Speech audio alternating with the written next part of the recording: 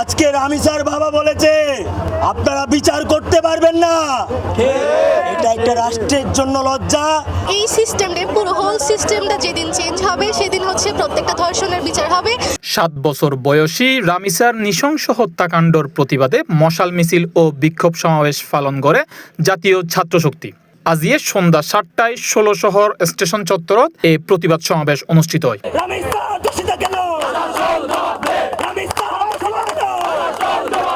গত সোমবার রাজধানীর একখান স্কুল দ্বিতীয় শ্রেণীর এক শিক্ষার্থী সকালে বাসাতন বাইরে বের পর নিখোঁজ হয়। প্রতিবেশী স্বপ্ন আক্তার কৌশলে শিশু বেড়ে নিজেরা ফ্ল্যাটত লই যায়। পরবর্তীতে পরিবারের সদস্য সকল অভিযুক্তর ফ্ল্যাটের সামনে শিশু জুতা ফাইবের পর দরজা ভাঙ্গি ভেতরে ঢুকে এবং মস্তকবিহীন মরদেহ উদ্ধার করে। ফাঁসর একখান কক্ষতুন বালতির ভিতর শিশুর মাথা পাওয়া যায়। এই ঘটনার পর ক্ষোভে ফাটি পড়ে সারা দেশের মানুষ এবং দোষী সকলের সর্বোচ্চ শাস্তি দাবি করে। গতকাল আমাদের একটা ছোট্ট বোন, যার বয়স মাত্র 7 বছর, তাকে নির্মমভাবে ধর্ষণ করা হয়েছে।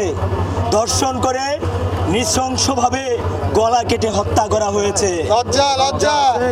আপনারা জানেন, শুধু এই না, গত 7 দিনে সারা দেশে বিভিন্ন জায়গায় 4 জন শিশুকে ধর্ষণ করে হত্যা করা হয়েছে এবং টোটাল 5 জন শিশুকে ধর্ষণ করা হয়েছে। আজকে রামিসার বাবা বলেছে আপনারা বিচার করতে পারবেন না। ওনার বয়স 55 বছর। উনি 55 বছর বয়সে কোনো রকম দৃষ্টান্ত দেখেন নাই, কোনো রকম এক্সাম্পল দেখেন নাই, যার কারণে উনি বিচার পর্যন্ত চাচ্ছেন না। এটা একটা রাষ্ট্রের জন্য লজ্জা। আজকে রামিসার মতো অসংখ্য শিশু ধর্ষণের শিকার হয়ে তাদেরকে হত্যার মুখোমুখি হইতে হচ্ছে। জনাব সালাউদ্দিন সাহেব, আপনাকে বলবো, আপনার দায়িত্ব সংবিধান পড়ানো নয়, আপনার দায়িত্ব নিরাপত্তা দেয়া, রাষ্ট্রের জনগণকে ভালো রাখা, সুস্থ রাখা।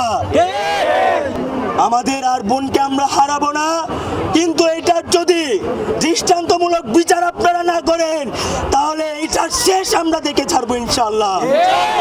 আমাদের বিশ্বাস এই সিস্টেমটা পুরো হোল সিস্টেমটা যেদিন চেঞ্জ হবে সেদিন হচ্ছে প্রত্যেকটা ধর্ষণের বিচার হবে। কিন্তু এই ধর্ষণের বিচার না হওয়া অবধি প্রত্যেকটা মানুষের জন্য আমরা দাঁড়াবো।